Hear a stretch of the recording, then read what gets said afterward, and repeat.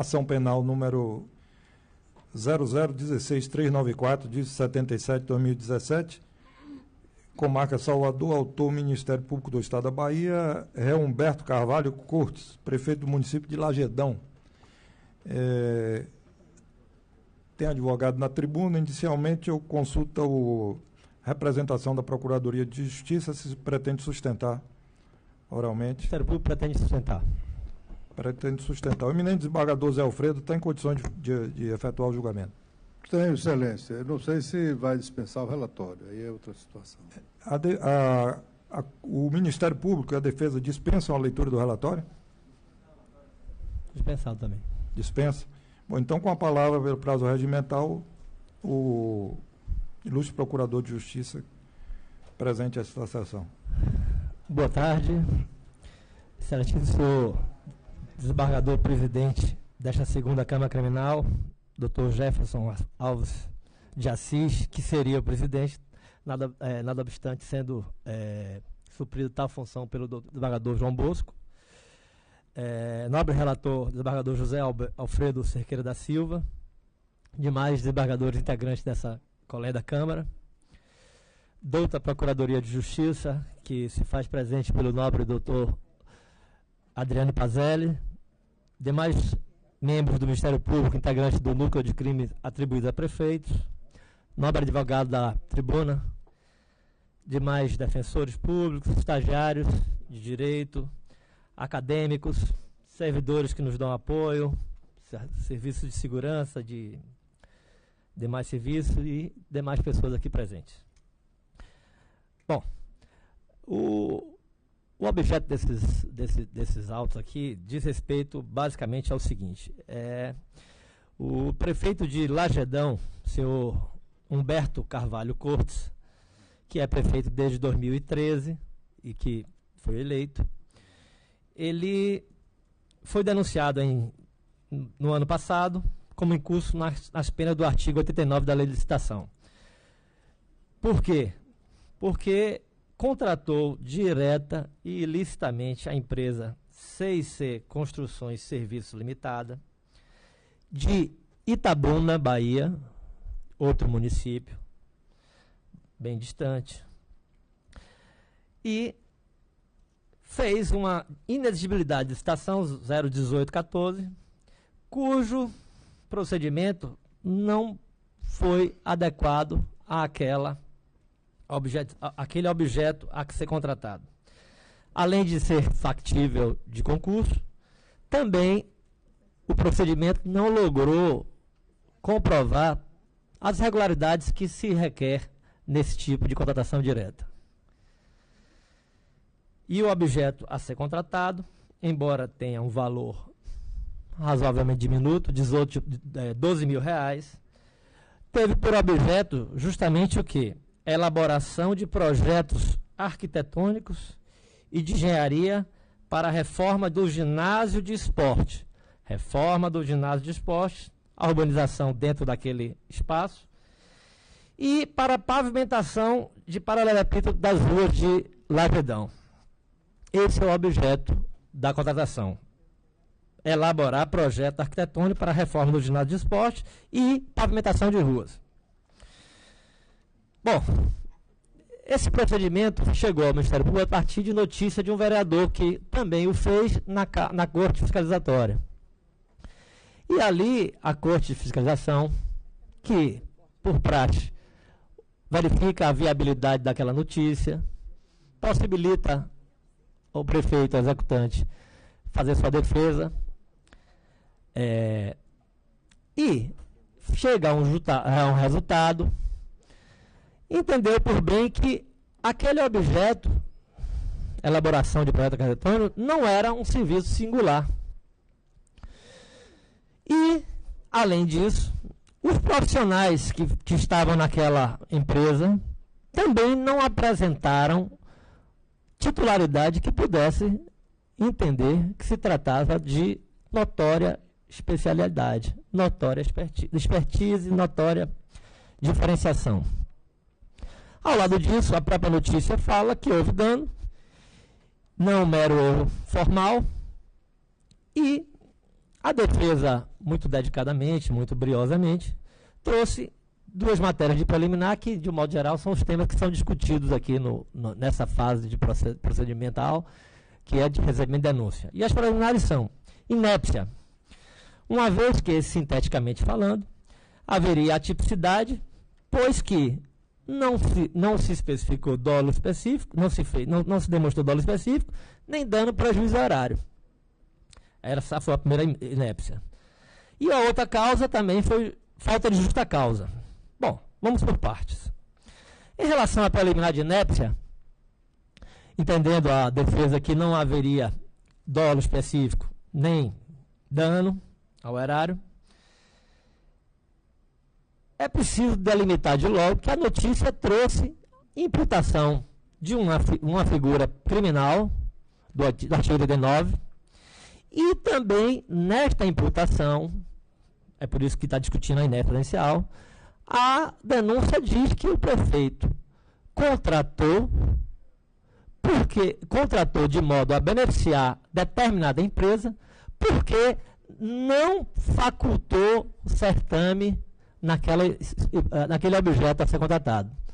Não facultou o certame, não se tratou de serviço singular, não havia notoriedade da empresa contratada e, portanto, embora a defesa sustente a ausência de dolo e prejuízo ao dano, o fato foi apontado que, a partir de uma dolosidade, a partir da intenção de beneficiar uma empresa de outro lugar, diga-se de Itabuna, o prefeito não atentou naquele procedimento a regras mínimas que deveria ser assentada e que, portanto, ele tinha uma intencionalidade grave e dolosa de beneficiar determinada empresa, não possibilitando que diversos outros fornecedores participassem daquela situação. Nesse sentido, nós entendemos que essa inépcia não existe e, em relação ao suposto dolo específico e dano horário, me parece ser o tema de grande relevo desse processo, porque não desconhece o Ministério Público que o STF, em algumas decisões, vem se inclinando para compreender a necessidade de dolo específico e prejuízo horário. Nada obstante, há diversos doutrinadores que entendem que nesse tipo de situação esse dolo já é caracterizado de per si. O STJ também já analisava, inclusive num caso em relação a advogados e contratação de dispensa, que o fato da contratação em ré ipsa já teria determinado o dano. Ou seja, o ente público, ao contratar determinado setor, beneficiando, naturalmente, quando se contrata a pessoa, está se beneficiando, aquela pessoa jurídica ou física. Ele teria uma intencionalidade para justificar e uma danosidade ao erário que terminou por contratar um determinado objeto sem que houvesse outros ofertantes. Então, mais recentemente, embora isso vacile, o próprio Tribunal de Justiça vacile em algumas situações, nós temos diversas outras situações em que matéria desse gênero é compreendida que não é própria para se analisar nessa fase de recebimento de denúncia. O desembargador Carlos Roberto já o fez assim, desembargadora Rita Nunes, desembargador Nilson Castelo Branco, Luiz Fernando, me parece que a doutora Nájila, se salvo engano. Enfim, o Ministério Público entende que a denúncia especificou a existência de dolo especial, uma finalidade subjetiva tal, ou seja, contratou e não atentou àquelas formalidades para fins de beneficiar a empresa tal de outro município. Então, o município, a exordial aponta o dolo específico, o dolo objetivo. Nada obstante, entenda o Ministério Público que essa matéria, esse tipo de crime, sequer tem essa exigência legal no próprio tipo em si, nas configurações. Nada obstante, como já falei, algumas verificações mais recentes de jurisprudência compreendem dessa forma como a defesa sustentou. Bom, eu devo, para fins de aclarar um pouco mais esse posicionamento, eu vou citar aqui uma jurisprudência do STF, que já retoma esses aspectos do Ministério Público. Foi pela primeira turma, ação penal 979, julgada em 28/6/16 e publicada no final de 2016. Diz assim, brevemente: crime de dispensa irregular de licitação. Artigo 89. Delito formal de dispensa prova de dano ao erário para a conversão do dolo, na necessidade de intenção específica de realizar o erário. O crime do artigo 89 da lei tal, lei de licitação, é formal, consumando-se tão somente com a dispensa ou inexigibilidade fora das hipóteses legais. Não se exige, para sua configuração, prova de prejuízo financeiro ao erário, uma vez que o bem jurídico tutelado não se resume a patrimônio público, mas coincide com os fins buscados pela Constituição da República, ao exigir em seu artigo 37, licitação pública, condições a todos os concorrentes. Tutela-se igualmente a moralidade objetiva, proibida a impessoalidade e a isonomia. Sendo flagrante a ilegalidade da dispensa, vou repetir, sendo flagrante a ilegalidade da dispensa, mostra-se configurada a intenção específica de lesar o erário, normalmente quando outros elementos probatórios apontam nessa direção. Embora seja importante elemento de convicção, o fato da ilegal dispensa de licitação ter sido embasada em parecer jurídico, que afirmava a licitude do proceder, não é por si só suficiente a descaracterizar o dolo. Bom, esse, em síntese, é a decisão que me parece mais acertada, porque o tipo penal apresenta a sua configuração inteireza, o Ministério Público trouxe matéria suficiente e, portanto, há a dolosidade da conduta descrita da denúncia, há elementos de informação que estão suficientes para o recebimento da denúncia e ainda estamos numa fase que será oportunizado ampla oportunidade de defesa e de acusação para mostrar suas teses, que seria na etapa da instrução processual. Além disso, a defesa também arguiu, o outro tema que ela arguiu em preliminar foi falta de justa causa. Em síntese, tal alegação redunda na regularidade do enlace, haveria no máximo mero erro material de inexigibilidade, uma vez que esse valor de R$12.000 estaria congruente com a situação de dispensa do inciso 1º do artigo 24. Então, ele disse que, além de haver regularidade, esta situação, essa contratação poderia ter sido dispensada até pelo valor. Um tema bem relevante, bem interessante isso. Nada obstante, depois ele volta. Ainda que pudesse ser feita essa dispensa em razão do valor, R$12.000, a contratação reportou a uma situação de singularidade, a um objeto singular, a empresa tinha expertise suficiente e havia inviabilidade, ou seja, é como se, entendendo que aconteceu inexigibilidade, mas teria uma válvula de escape, que seria essa questão do valor da dispensa. Eu também fiquei, à primeira vista, com uma certa cautela em relação a isso. Nada obstante, na confecção do processo de inexigibilidade, não houve a configuração adequada dos valores da obra. O Tribunal de Contas detectou isso e a própria Corte de Contas, o Ministério Público de Contas e a Corte de Contas detectou isso.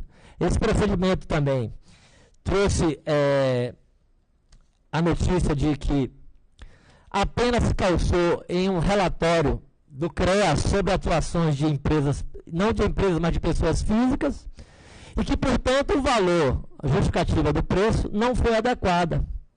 Ora, se você não teve a justificação de preço adequada, e, além disso, o próprio Tribunal de Contas e a Corte em si, o próprio Ministério Público de Contas e a Corte em si, entendeu que aquele objeto não era singular, porque era um projeto arquitetônico de R$12.000, que foi feito para uma cidade pequena que seja, mas que poderia ter sido realizado por outros diversos fornecedores, entendia que aquela situação não trazia a singularidade exigida.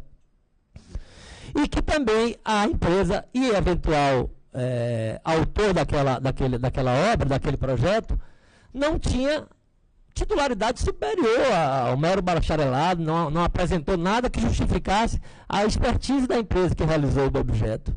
Ora, se você não tem um objeto singular, se, evidentemente, esse objeto é factível de realização por outros diversos fornecedores, ora, por que aquela empresa de Itabuna foi eleita individualmente para tratar deste contrato? Por quê? São situações que precisam ser bem melhor esclarecidas. Se o preço, embora tenha sido nesse valor, não foi adequadamente ajustado, uma vez que se calçou em uma planilha do CREA, relativamente a pessoas físicas, ou seja, a planilha do CREA trata regra genérica. E genérico, se fosse inexigibilidade, não seria uma atuação especial. Chico Buarque, por exemplo, um outro modelo de inexigibilidade, pode cobrar outro valor, não o valor que um outro tipo de artista venha marcar. O advogado, a tabela da OAB tem um valor especificado, mas, não sei, mas pela dedicação do advogado, que fez até os pares aqui ressaltarem anteriormente diversas teses, pode ter um valor maior, ter uma proficiência maior, mas não. O valor daquela obra foi fixado em relação a um valor estipulado para pessoas físicas, geral, genericamente. Paralelepípedo, pavimentação de rua, me parece que essas aí são as razões que levam a entender o Ministério Público que há dolosidade, há uma intencionalidade diferenciada diante da gravidade das ausências. O Ministério Público entende que houve um favorecimento, poderia qualquer outro escritório da Bahia, de uma cidade vizinha, ainda que tenha sido Lajedão, uma cidade pequena, o advogado ressalta isso, poderia concorrer àquela tese. Em razão disso, tendo em vista que nós também, a doutrina, embora recentemente venha prevalecendo nesse sentido, mas nós entendemos que nesse mundo as renovações, os renovos são constantes, trago o processo, a reflexão dos nobres desembargadores. Já citei alguns que têm por hábito, até pode-se dizer já uma necessidade de aprofundar a matéria, e tanto em razão de uma apreciação prévia, independente, técnica do TCM, correlata a atuação do Ministério Público, que no particular não fui nem o autor da peça inaugural, entendemos que a denúncia merece ser recebida, refutada as duas preliminares e submeto aos senhores. Pois não. Aqui houve um excesso na contagem de tempo do eminente procurador. Eu não quis interrompê-lo porque ele sinalizou várias vezes que ia finalizar, não finalizou. Enfim, passou 1 minuto a mais e esse minuto também poderá ser concedido à defesa. Em vez dos 15, poderá gozar de 16 minutos para a defesa oral. Vossa Excelência está com a palavra. Ilustre membro do Ministério Público, ínclito relator, nobres julgadores aqui dessa turma. Fazendo uso da palavra em favor do denunciado, eu venho enfatizar algumas peculiaridades nesse processo que conduzem de plano à rejeição da denúncia. Como foi bem já pronunciado aqui pelo Ministério Público, se trata de crime do artigo 89 da Lei de Licitações e Contratos. O prefeito teve imputada a prática de contratar uma empresa para realizar serviços de projeto arquitetônico e de engenharia destinados à obra de construção de um ginásio poliesportivo na cidade de Lajedão. Não era o serviço de construção, de obra, de paralelepípedo, era de realização dos projetos para a construção desse ginásio e das benfeitorias no seu entorno, paralelepípedo, uma praça, essas benfeitorias de urbanização ao redor desse ginásio. Houve um equívoco que aconteceu na prefeitura, um erro material, que foi o que desencadeou, acredito, essa denúncia pelo Ministério Público. Ao deflagrar o processo administrativo de contratação, ao invés de ser intitulado de procedimento de dispensa de licitação, foi intitulado de processo de inexigibilidade de licitação. essa contratação desse serviço, que é de projeto arquitetônico e de engenharia, no valor que se deu de R$12 mil, é uma contratação cuja licitação é dispensável.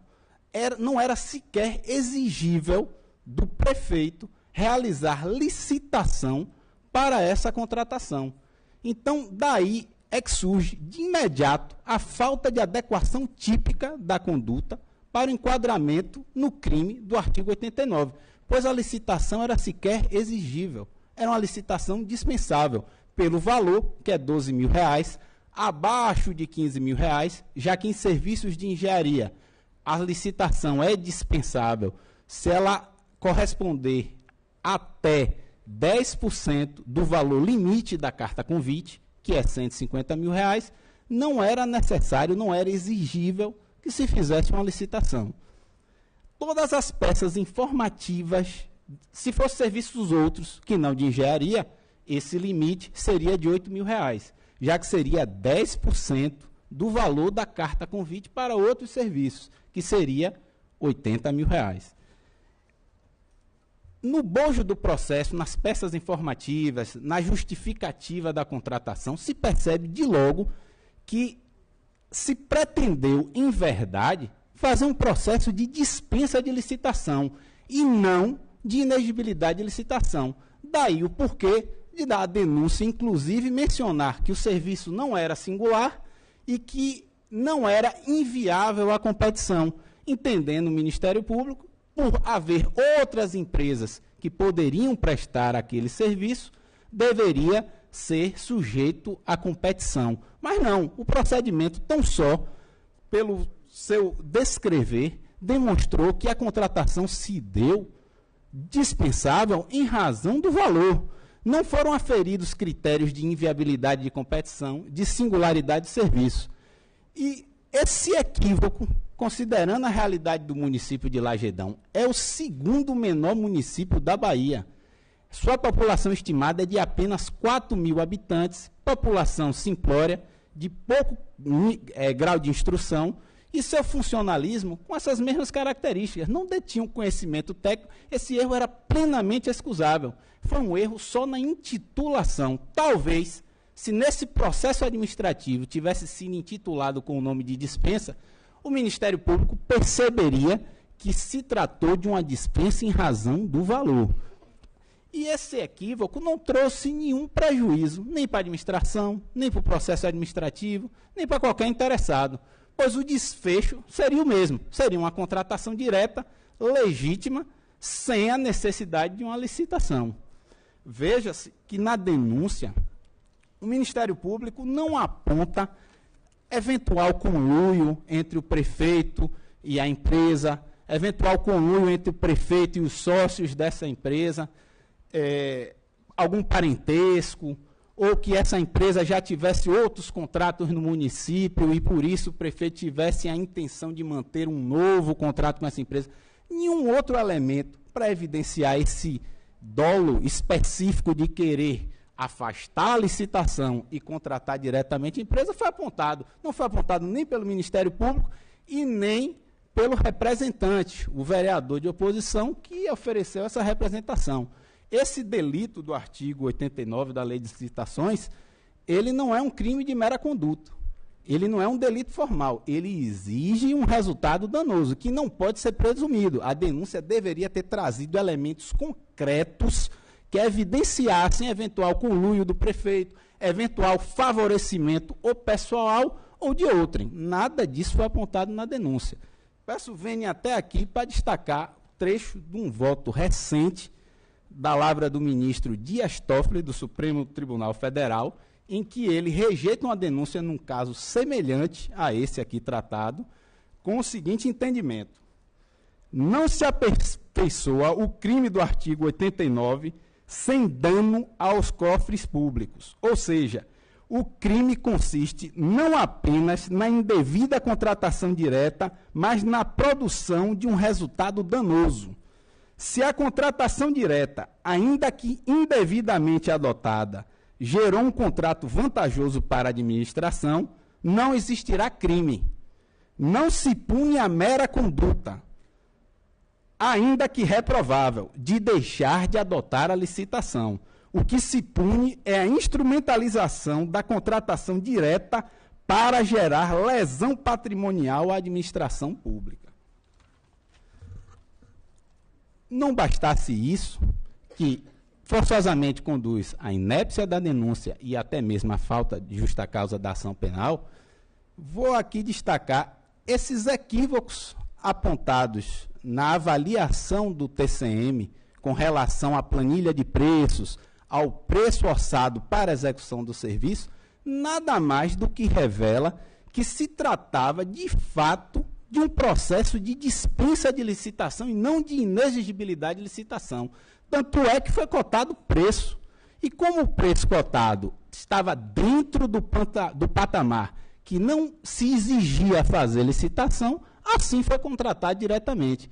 Não se justifica um prefeito, por um mero equívoco administrativo, sem qualquer gravidade, sem qualquer má-fé, responder todo um trâmite de uma ação penal injusta para, ao final, comprovar o que de pano já está configurado. A inadequação típica do crime apontado.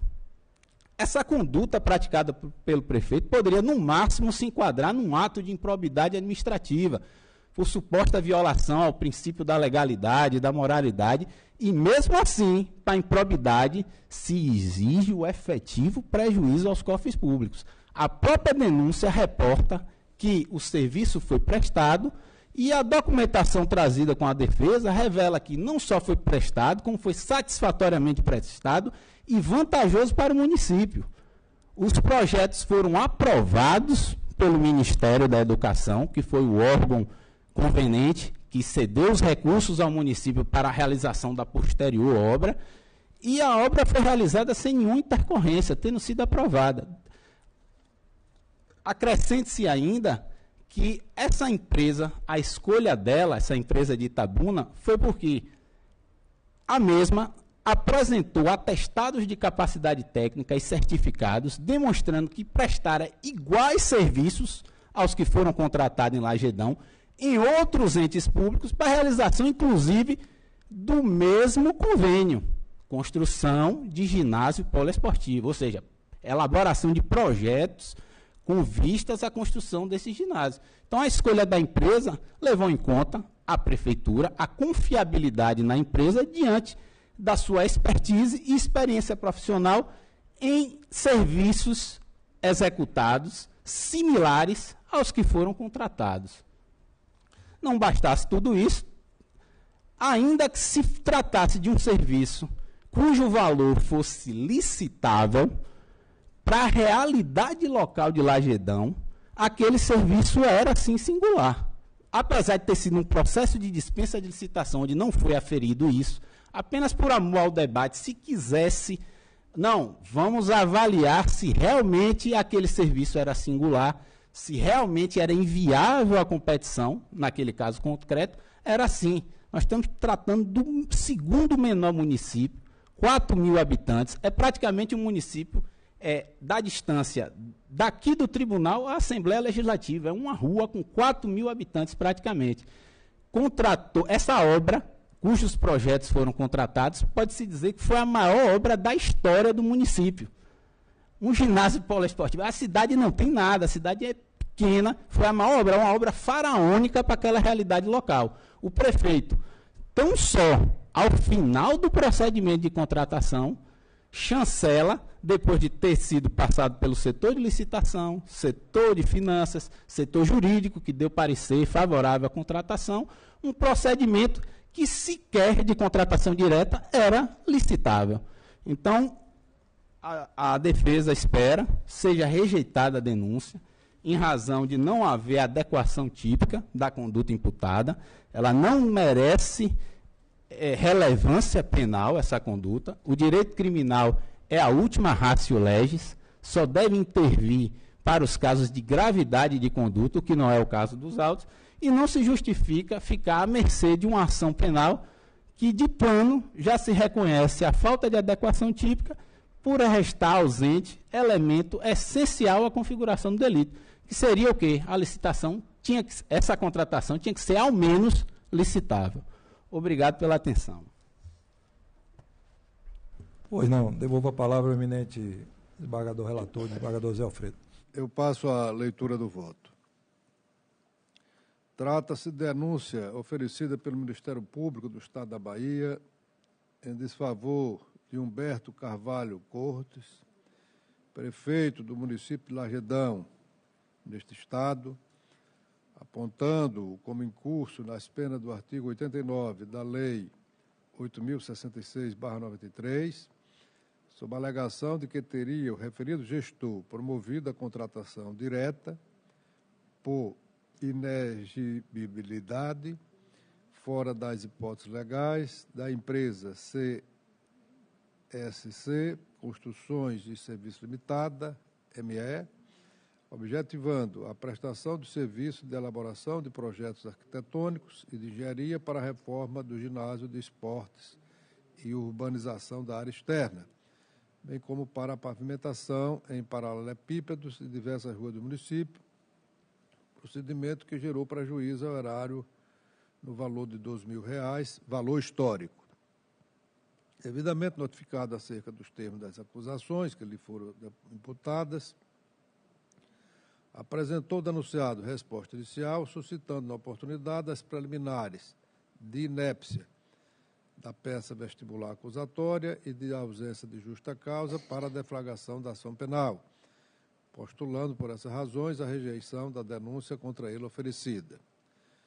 Como se demonstrará adiante, tais prefaciais se revelam improcedentes, não merecendo acolhimento. O artigo 41 do Código de Processo Penal, que dispõe sobre os requisitos a serem observados na elaboração da peça acusatória, assim prescreve. A denúncia ou queixa conterá a exposição do fato criminoso, com todas as suas circunstâncias, a qualificação do acusado ou esclarecimento pelos quais se possa identificá-los, a classificação do crime e, quando necessário, o rol das testemunhas. Do lado outro, a jurisprudência pátria, acerca do tema ora versado, tem se posicionado em uníssono, no sentido de que processual penal, sonegação fiscal, denúncia, inépcia, não ocorrência. Não é inépta a denúncia que descreve satisfatoriamente os fatos tidos por delituosos, narrando de maneira suficiente a atuação do paciente e as implicações disso decorrentes. Em tal contexto, estão satisfeitos os requisitos do artigo 41 do Código de Processo Penal, possibilitando o exercício do direito de defesa. Recurso ordinário não provido, do STJ, RHC 29759, de Minas Gerais, ministra Maria Tereza de Assis Moura. Prossigo. Procedentes ao exame da peça inicial acusatória, depreende-se que preenche ela formalmente os requisitos exigidos na mencionada norma de regência, artigo 41 do Código de Processo Penal.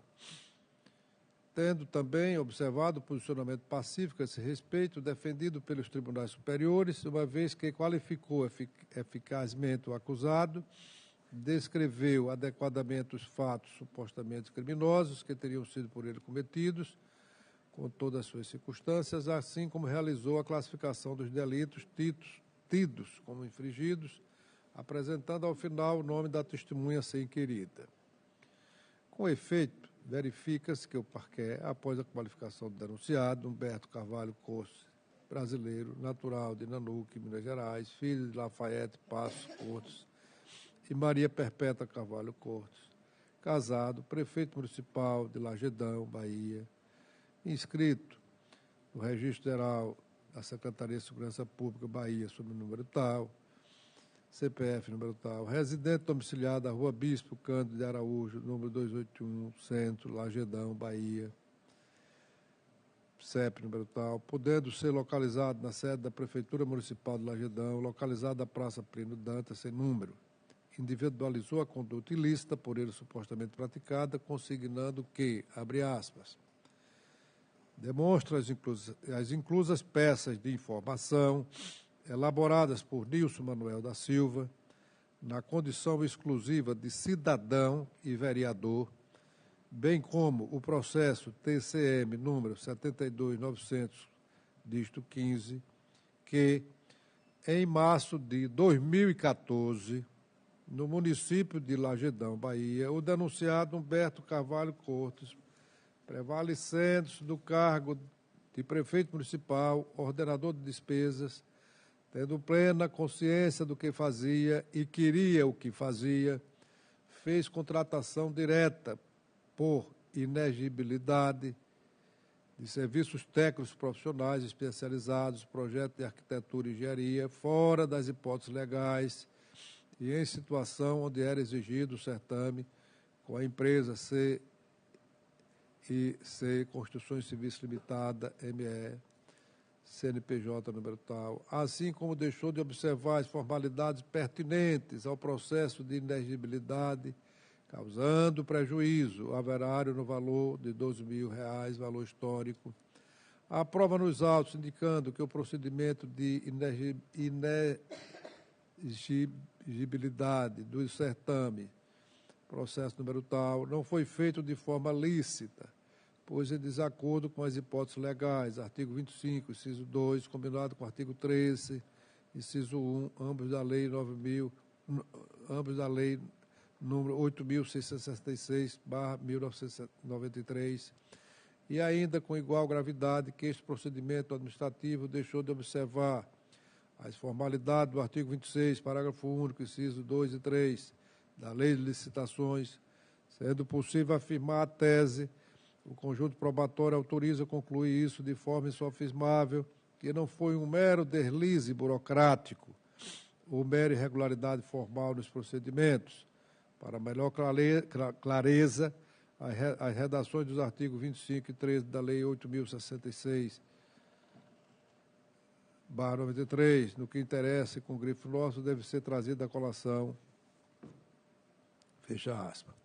Em seguida, foram explicitadas razões da não singularidade do serviço prestado e ressaltada a ausência de demonstração da notória especialidade do profissional responsável pelo serviço, sendo postulado, por fim, o recebimento da exordial acusatória, dando o acusado como incurso nas ações do artigo 89 da Lei número 8.666/93.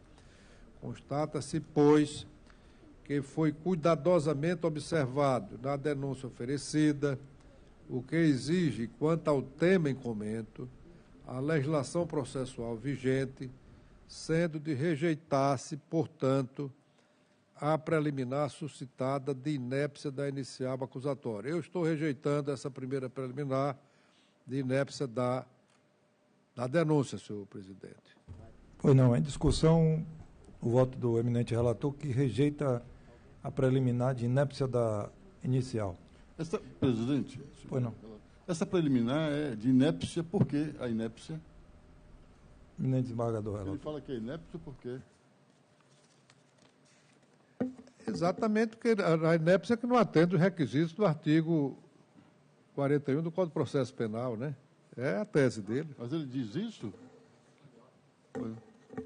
A inépcia foi porque, de acordo com o entendimento do Supremo e do Superior Tribunal de Justiça, para a configuração desse delito, exige o resultado danoso e a intenção de afastar indevidamente a licitação. É uma construção jurisprudencial também em relação não só ao artigo 41, mas a essa exigência pacífica pelos tribunais superiores. Senhor desembargador, eu estou lendo o que consta nos autos da tese defendida por ele nos autos. É isso que eu estou defendendo. Não, eu vou sugerir, então, ao relator, que não julguemos essa preliminar, que ele leia o voto todo, porque essa preliminar pode estar imbricada aí com mérito, eu não sei, que nós julguemos, de repente a gente julga isso e aborta o que vai lá no final, não é?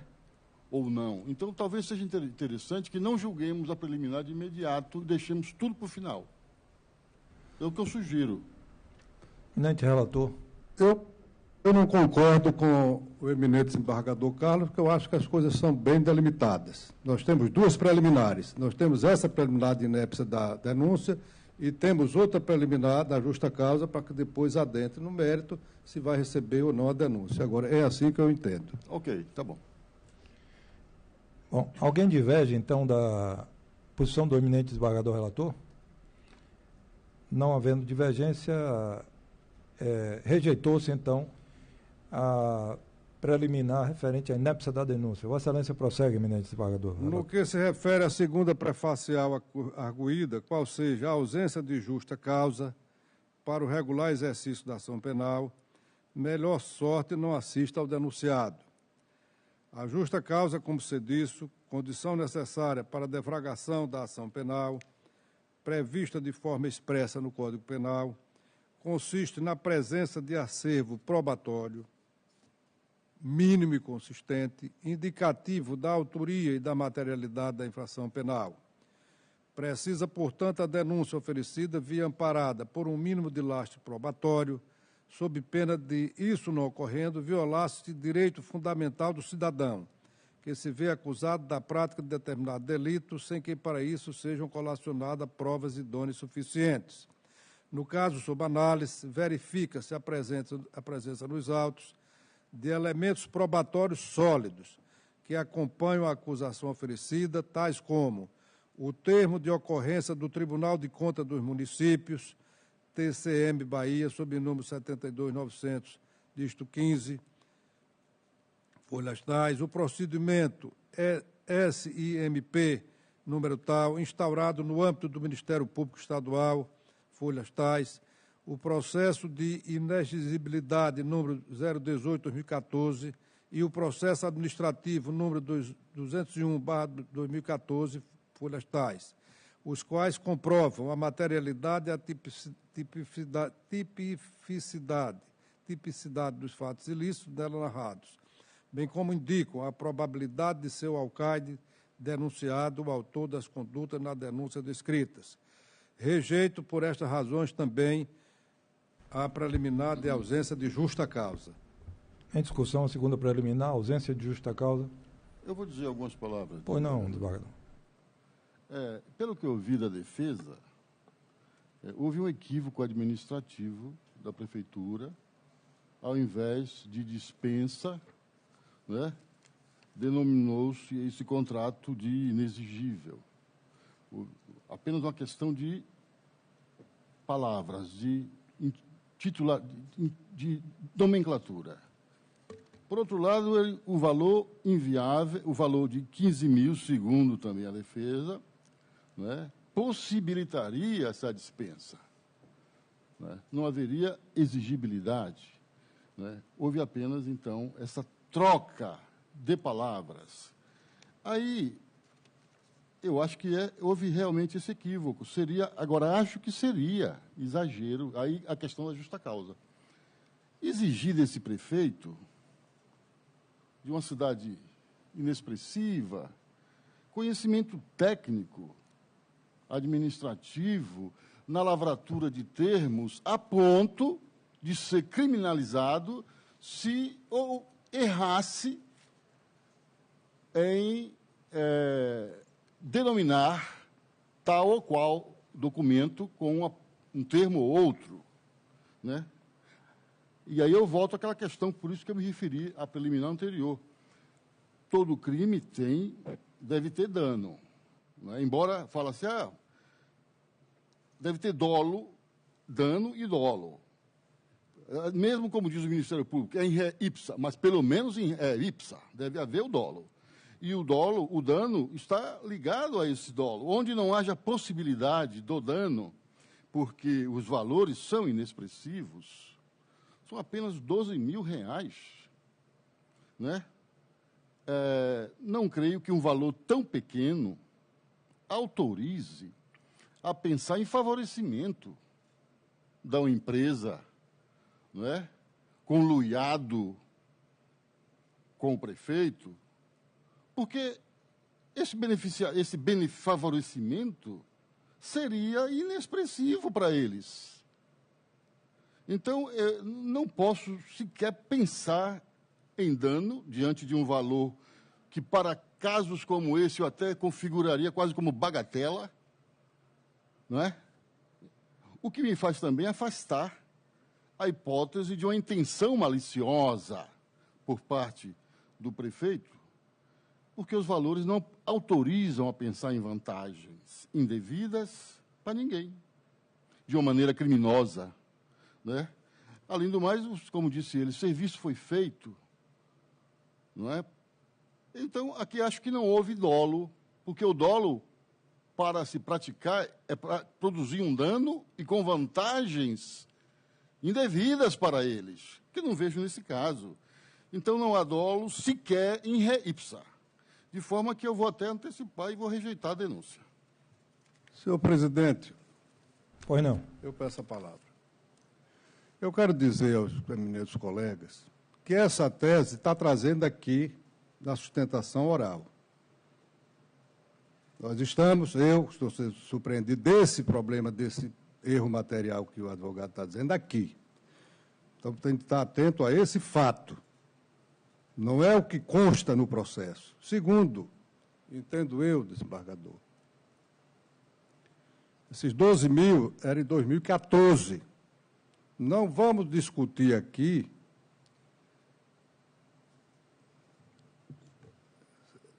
a questão do valor. Por que não? Entendo eu o seguinte: Um valor desprezível desse? nós estamos tão acostumados nesse país com o problema de corrupção de milhões e bilhões, e, de repente, quando chega uma situação dessa, nós temos de passar a mão por cima. Não estou falando que seja o problema de corrupção, estou falando de situações que a lei não diz, não se está colocando em questão de valor, se é pequeno ou grande. Eu me lembro, em julgamento, em sessão passada, não aqui, a segunda turma, o eminente desembargador João não estava, mas o desembargador Inês também estava presente, e teve um servidor público e nessas história de corrupção, ele conseguiu lá fazer um registro de nascimento, quando se exigia, me parece, salvo engano, R$10, e ele cobrou R$150. E o eminente desembargador Oswaldo, à época, queria até aplicar o princípio da insignificância, porque era uma coisa muito simples. Eu não quero discutir o problema do princípio de significância. Eu disse lá, como estou dizendo aqui, ele deu um golpe de 150 porque não pôde ter dado um de 1 milhão ou de 2 bilhões. E é por isso que eu, desembargador Carlos, não aceito esta argumentação no tocante a esse problema de valor. E quanto ao outro, eu quero dizer a Vossa Excelência que essa tese trazida do erro material está trazida aqui, e não nos autos. Continua em discussão. Excelência, permite uma questão de ordem? Aí, com a devida vênia, constou na defesa preliminar. Pelo menos eu não vi. Mas, assim, em lealdade processual, em respeito, mas tem um capítulo... O que eu estou vendo é aqui. Tem um tópico específico e foi apontado e escrito na própria defesa preliminar, só para esclarecer. Então, o eminente relator conclui pela rejeição da segunda preliminar também. De ausência de justa causa. O eminente desembargador Carlos Roberto diverge. Como vota a desembargadora Inês? Eu ia pedir vista dos autos, porque o meu pensamento coincide com o de desembargador Carlos, mas já que ele já deu todas as razões, eu sigo o entendimento dele. Desembargador Carlos Roberto. Desembargador Júlio, como vota a Vossa Excelência?